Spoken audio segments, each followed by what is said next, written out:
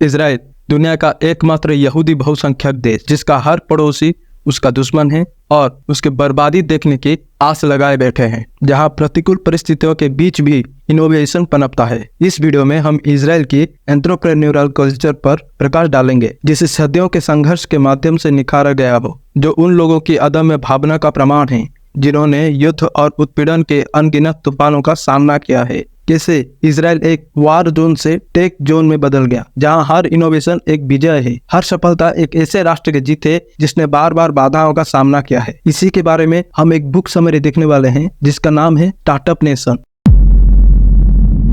Scott PayPal के farmer CTO और president है स्कॉट थॉम्पसन एक यंग इजरायली एंटरप्रेन्योर श्वेत सेफ्ट से मिले। उन्होंने दावा किया कि उनकी company fraud science, credit card fraud, online payment scam और इलेक्ट्रॉनिक आइडेंटिटी थेफ्ट का हल ढूंढ लिया है। श्वेत एक सिंपल कॉन्सेप्ट बताते हैं, ऑनलाइन में अच्छे और बुरे लोगों को ढूंढने के लिए हमें उनकी डिजिटल फुटप्रिंट की इस्तेमाल करनी चाहिए, क्योंकि अच्छे लोग कभी भी अपनी फुटप्रिंट्स मिटाने की कोशिश नहीं करेंगे, क्योंकि उनके पास छुपाने की कुछ है ही नहीं, पर बुरे लोग उसे मिटाने की जरूर कोशिश करेंगे। स्कॉट ने श्वेत को पूछा कि तुमने ये सब कहां से सीखा। श्वेत जवाब दिए कि वो आतंकवादियों को ढूंढते हुए ये सब सीखा। उन्होंने बताया कि वो पहले आर्मी में रह चुके हैं, जहां उनका काम था टेररिस्ट के ऑनलाइन ट्रांजैक्शन को फॉलो करके उन्हें ढूंढ निकालना। श्वेत ने बताया कि फ्रॉड साइंस ने अब तक 40,000 ट्रांजैक्शन को खोज चुके हैं और सिर्फ 4 को छोड़कर वो बाकी सब में सही साबित हुए थे। तो स्कॉट ने सोचा क्यों ना श्वेत का टेस्ट लिया जाए। फ्रॉड साइंस को 1 लाख पेपल ट्रांजैक्शन चेक करके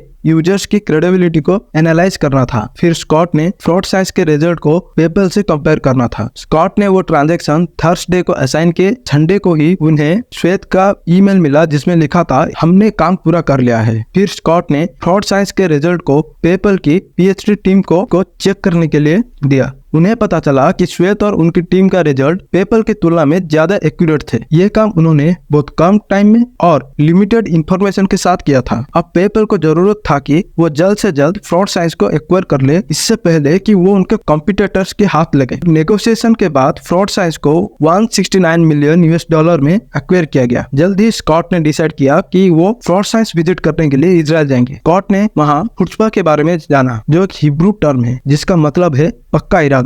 इजरायलियों के लिए खुशबा एक नॉर्मल चीज है। बचपन से ही उन्हें सवाल पूछना, हर चीज पर डिबेट करना और इनोवेट करना सिखाया जाता है। इथियोपिया का 16 वर्षीय यहूदी लड़का श्लोमो मोला 1984 में इथियोपिया में अकाल और यहूदियों की जान के प्रति खतरे के वजह से दोस्तों के साथ वो इजराइल की एक खतरनाक यात्रा पर निकल पड़े। 500 मील चलकर उन्हें लुटेरे, जंगली जानवर और सूडानी गार्डों का सामना करना पड़ा। भागने के दौरान मोल्ला के सबसे अच्छे दोस्त को गोली मार दी गई। करीब 3 महीने बाद उन्हें सूडान में एक रेफ्यूजी कैंप में लाया गया, जहां उन्हें एक आदमी मिला जो उन्हें बताया कि वो उनकी हेल्प कर सकता है। वो आदमी उन्हें अगले दिन एयर स्ट्रिप यानी कि हवाई पट्टी पर लाकर छोड़ दिया। आखिरकार उन्हें 8 लाख इथियोपियाई यहूदियों को इजराइल ले जाने वाले एक सीक्रेट इजराइल मिशन ऑपरेशन मुस्सा के हिस्से के रूप में उन्हें बचाया गया। उनके आने उन्हें फुल इजरायली सिटीजनशिप दे दी गई। कई सालों बाद ऑपरेशन सोलोमन का अंजाम दिया गया, जिसमें 14,500 इथियोपियाई ज्यूज को चोरी छुपे इजराइल लाया गया। Ethiopian Jews former Soviet union के इमिग्रेंट से अलग थे। सोवियत यूनियन के इमिग्रेंट्स इजरायली इकोनॉमी के लिए एक एसेट साबित हुए। आप शायद जानकर हैरान होंगे कि गूगल के फाउंडर सर्जी ब्रिन के पेरेंट्स रशियन ज्यूज थे। वो लेरी पेज के साथ तेल अवीव के सेवाच मोफेट हाई स्कूल में पढ़े थे। सर्जी ने बताया कि 6 साल के थे तो अपने पेरेंट्स के साथ रशिया से यूएस आ गए। 1948 में जब देश आजाद हुआ था, उनकी पॉपुलेशन 8,06,000 थी। आज वहाँ 70 लाख से भी ज्यादा इजरायली हैं। अकेले इमिग्रेशन के कारण इजराइल के शुरुआती 3 सालों में ही इसकी पॉपुलेशन दुगनी हो गई थी। 1900 से 2000 के बीच 8 लाख रशियन ज्यूज इजरायली पहुंचे। रशियन ज्यूज के साथ जन्म से ही भेदभाव होता था। उस बात से सर्जी ब्रिन को एहसास हो गया कि उन्हें अपने प्रोफेशन में हर हाल में माहिर बनना होगा, चाहे वो मैथ्स हो या मेडिसिन। सोवियत यूनियन की कुल पॉपुलेशन में से यहूदी सिर्फ 2% होने के बावजूद रशिया में 30% डॉक्टर और 20% 90% इंजीनियर यहूदी थे। 1990 में सोवियत यूनियन ने यहूदियों को इजराइल लौटने की परमिशन दे दी। रशियन जूस को नए माहौल, नई भाषा, कल्चर और बाकी प्रोफेशनल के बीच काफी दिक्कतों का सामना करना पड़ा था। लेकिन 1990 के दशक के बीच में इंटरनेशनल टेक बूम के कारण समय अच्छा था। रशिया से आए हुए इंजीनियर प्राइवेट टेक सेक्टर में चले गए थे। इजराइल अपने यूथ को मैथ और साइंस में एक्सेल करने के लिए एकजुट करता है ताकि वो आगे चलकर टेक स्टार्टअप बना सके। ज्यूस अलग अलग देशों से आए थे। उनमें से ज्यादातर लोग जब इजराइल पहुंचे तो वो गरीब थे। ज्यूस को हमेशा जगह जगह भटकना पड़ा। उन्हें हर जगह अपनी पहचान छुपानी पड़ी, इसलिए ज्यूस रिस्क लेना सीख गए। उनके इसी इमिग्रेंट कल्चर ने उन्हें एक एंटरप्रेन्योर का देश बना दिया। इजराइल की सक्सेस का राज सिर्फ उनके इमिग्रेंट्स नहीं है, इसका इस बात से भी गहरा नाता है कि गवर्नमेंट न्यू कॉमर्स को कैसे अपने देश में मिलाती है। 1950 में द लॉ ऑफ रिटर्न यहूदियों को एक ऐसे आदमी के रूप में डिफाइन करता है, कोई भी शख्स जिसकी माँ यहूदी हो या उसने अपना धर्म ज्यूइश में बदल दिया। लोगों को इजराइल पहुंचते ही उनको सिटीजनशिप मिल जाती थी। 2006 में लेबनान वार के दौरान बिल गेट्स इजराइल आए थे। उन्होंने कहा कि इजराइल की इनोवेशन टेक इंडस्ट्री के फ्यूचर के लिए इम्पोर्टेंट है। वॉरेन बफेट ने उसी साल एक इजरायली कंपनी खरीदी जिसका नाम है इस्कार। वो पहली कंपनी थी जो उन्होंने यूएस से बाहर खरीदी थी। वो एक मशीन टूल कंपनी है जिसके लिए बफेट ने 4.5 बिलियन पे किए थे। इस्कार 61 देशों को टूल सप्लाई करती है, जिसमें साउथ कोरिया, यूएस, यूरोप के कई देश शामिल हैं। उस वक्त सभी लोग वॉरेन बफेट को पूछा कि आप कंपनी खरीदने के लिए इजराइल को भी क्यों चुना। उन्होंने कहा कि वो एक सिंपल स्टैंडर्ड फॉलो करते हैं जो कि है द बफेट टेस्ट। इसमें वो खुद से ही सवाल पूछते हैं, इसमें किस टाइप का रिस्क है और क्या मैं ये रिस्क ले सकता हूँ। इसका मतलब है कि वो कंपनी के परफॉर्मेंस को देखते हुए एक खास लेवल तक रिस्क सहने के लिए तैयार होते हैं। इस्कार की मेन फैक्ट्री और research and development centre Israel के नॉर्दर्न पार्ट में है। 2006 में लेबनान वार के दौरान हिजबुल्लाह ने उस एरिया में 4000 मिसाइल फायर किए थे। इस्कार के चेयरमैन ईटन वथाइमर ने भी उन्हें विश्वास दिलाया, हम अपने आधे वर्क फोर्स के साथ भी काम करते रहेंगे। हम इस बात का पूरा ध्यान रखेंगे कि ऑर्डर टाइम पर या उससे भी जल्दी डिलीवर कर दिए जाए। इस्कार ने एक भी शिपमेंट मिस नहीं की। जैसे कि चेयरमैन ने कहा था, हमारे इंटरनेशनल कस्टमर्स को ये नहीं लगना चाहिए कि हम जंग के हालात में हैं। यह हाई लेवल का लगन ही था जिसने गूगल, माइक्रोसॉफ्ट, वॉरेन बफेट जैसे दिग्गजों को इजराइल की तरफ अट्रैक्ट किया था। एंडी ग्रोव इंटेल के फॉर्मर सीईओ डॉब फ्रोमन को फेयरचाइल्ड सेमीकंडक्टर में हायर किए थे। जब डॉब ने रिजाइन करने का फैसला लिया तब एंडी ग्रोव ने उन्हें इजरायली स्थित उनकी रिसर्च एंड डेवलपमेंट सेंटर का लीडर बना दिया। कई सालों बाद इंटेल की इजरायली प्लांट ने IBM पर्सनल कंप्यूटर्स के लिए चिप निकाली। जनवरी 1991 में गल्फ वार की शुरुआत हुई। डॉब सारी रात जागते रहते थे। उन्हें चिंता थी कि कहीं इंटेल बंद ना हो जाए और वर्कर्स को घर न भेजना पड़े, लेकिन वो जानते थे कि ऐसा करना उनके फॉरेन इन्वेस्टर्स को ये मैसेज देगा कि इजराइल ऐसे रिस्क को हैंडल नहीं कर सकता। उस वक्त IBM अपने लेटेस्ट डेस्कटॉप के लिए चिप सप्लाई करने के लिए सिर्फ इंटेल की इजरायली प्लांट पर भरोसा कर रहा था। जेरूसलम प्लांट इंटेल के ग्लोबल आउटपुट का 75% प्रोड्यूस करता था। एम्प्लॉइज वीकेंड पर भी 12-12 घंटे की शिफ्ट कर रहे थे। 16 जनवरी को गवर्नमेंट ने ऑर्डर दिया कि सारे बिजनेसेस और स्कूल बंद रहेंगे, लेकिन 386 इंटेल माइक्रोचिप का प्रोडक्शन करना बेहद जरूरी था। डॉब ने ये साबित कर देना चाहते थे कि जंग, हिंसा और खून खराबा यह सब इजराइल की इकलौता पहचान नहीं है। 17 जनवरी को डॉब ने अपने एम्प्लॉइज से कहा कि वो काम पर आना चाहते हैं या नहीं, उनकी मर्जी है। सुबह 3 बजे जब वो इंटेल की फैक्ट्री में गए, उन्होंने देखा कि उनकी 75% टेक्नीशियन चिप बना रहे थे। डॉब को यह भी पता चला कि जब सायरन बजा तो वो लोग जाकर प्लांट के सेफ रूम में छुप गए। बाद में वो लोग वापस आकर काम पर लग गए। रात में प्लांट पर और भी एम्प्लॉइज पहुंच गए। गैस मास्क और सेफ रूम उनके लिए अब नॉर्मल सी बात हो गई थी। और इसी तरह इंटेल की इजरायली प्लांट ने IBM को जंग के दौरान भी टाइम पर चिप्स डिलीवर किए। इजरायलीज ने अपने देश में इतने चैलेंजेस होने के बाद भी हमेशा अच्छा रिजल्ट देने के लिए कमिटेड रहते हैं और इसी कारण फॉरेन इन्वेस्टर्स उन पर भरोसा करते हैं।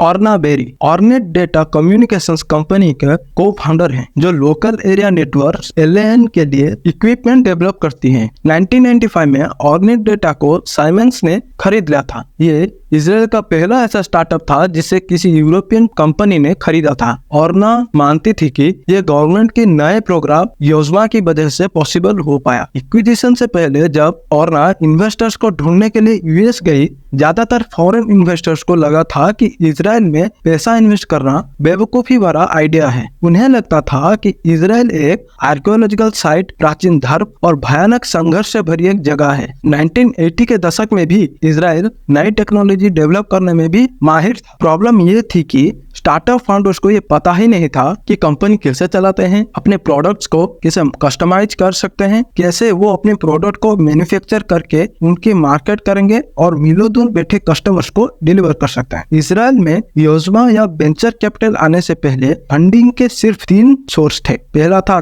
चीफ साइंटिस्ट के ऑफिस में अप्लाई करना, पर स्टार्टअप को सक्सेसफुल बनने के लिए ओसीएस के फंड काफी नहीं है। दूसरा सोर्स था वर्ड में अप्लाई करना। वर्ड का मतलब है बाइनेशनल इंडस्ट्रियल रिसर्च एंड डेवलपमेंट। इसे यूएस और इजरायली गवर्नमेंट ने $100 मिलियन इकट्ठा करके बनाया था। इसमें काबिल स्टार्टअप्स को $5 लाख से $1 मिलियन तक की फंडिंग प्रोवाइड की जाती थी। वर्ड ने इजरायली स्टार्टअप्स को उन अमेरिकन कंपनी से मिलाया जो उनके प्रोडक्ट को यूएस में मार्केट और डिस्ट्रीब्यूट कर सके। 1992 तक 60% तक इजरायली कंपनी नाइस और 75% नैस्डैक में शामिल थी, जो वर्ड के थ्रू फंड की गई थी। तीसरा था टेक्नोलॉजी इंक्यूबेटर, जो गवर्नमेंट ने 1991 में क्रिएट किया था। उस वक्त करीब 1 मिलियन रशियन ज्यूज इसराइल पहुंचे थे। हर 3 में से एक रशियन ज्यूज इंजीनियर, साइंटिस्ट या टेक्नीशियन होता था। इजरायली गवर्नमेंट ने बहुत सारे स्टार्टअप को $3 लाख दिए। इसके पीछे मकसद यही था कि नई टेक्नोलॉजी डेवलप करना और देखना कि उन्हें कमर्शियलाइज कर बेचा जा सकता है या नहीं। हालांकि रशियन ज्यूज R&D में तो कमाल के थे, पर उनके पास अपने प्रोडक्ट को बेचने के लिए सपोर्ट और मेंटरिंग की कमी थी। इसराइल के पास इसका सिर्फ एक उपाय था कि वो अपने खुद के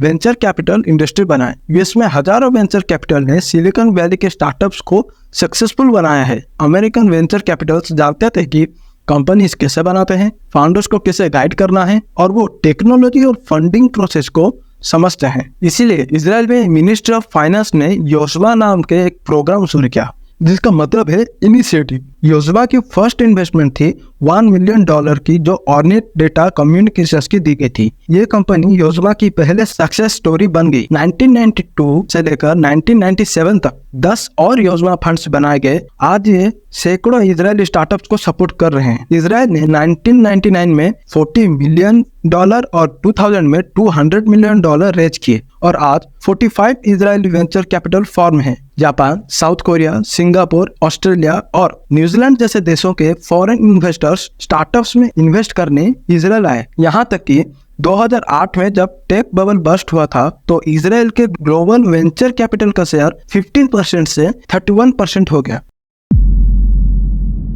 डॉगवुड वार्नर ब्रदर्स और यूनिवर्सल में फीचर एनिमेशन के वाइस प्रेसिडेंट थे। उन्हें इसराइल में first feature length animated movie के डायरेक्टर के पोस्ट पर ऑफर की गई। डग जेरूसलम के बेजालेल में विजिट किए। एक बार वो बेजालेल के एक आर्ट स्टूडेंट के साथ एक प्रोजेक्ट पर काम कर रहे थे। अचानक एक टेक्निकल प्रॉब्लम आई। डग इंजीनियर्स को कॉल करने जा ही रहे थे, लेकिन वो आर्टिस्ट अपना ग्राफिक वर्क छोड़कर टेक्निकल प्रॉब्लम को सॉल्व करने में जुट गया। डग हैरान रह गए। उन्हें पता चला कि वो आर्टिस्ट इजरायली एयरफोर्स में एक फाइटर पायलट था। वहीं उसने इंजीनियरिंग सीखी थी। वहाँ के सोल्जर्स मल्टीटास्कर्स होते हैं। यही मल्टीटास्किंग मेंटालिटी सिर्फ इजरायली एयरफोर्स तक सीमित नहीं है। असल में इसराइल में जॉब के टाइटल ज्यादा मैटर नहीं करते, जैसे हॉलीवुड में क्लियर होता है, जैसे प्रोडक्शन असिस्टेंट्स या पोस्टर डिजाइन। लोग सिर्फ उस चीज पर फोकस करते हैं जो उनकी जॉब डिस्क्रिप्शन पे होता है। यूएस में इसी तरह की मल्टीटास्किंग या क्रॉसओवर को मैशअप कहते हैं। दरअसल मैशअप का मतलब है 2 गानों को आपस में मिलाकर एक नया गाना तैयार करना, लेकिन यही मैशअप इसराइल में अलग अलग इंडस्ट्री को जोड़कर इनोवेशन में लगाया जाता है। गैब्रिएल इदान एक कंपनी में रॉकेट साइंटिस्ट है जो इजरायली डिफेंस फोर्सेस के लिए हथियार बनाती है। उनका काम था मिसाइल का इलेक्ट्रो ऑप्टिकल डिवाइस बनाना जो टारगेट को दूर से देख सके। इसलिए अपने स्टार्टअप में इद्दन ने लेटेस्ट मिनिएचराइजेशन टेक्नोलॉजी यूज करके एक ऐसा कैमरा डेवलप किया जो ह्यूमन बॉडी के अंदर जाकर फोटो ले सकता था। इस प्रोडक्ट का नाम उन्होंने पिलकेम्स रखा और अपनी कंपनी का गिवन इमेजिंग।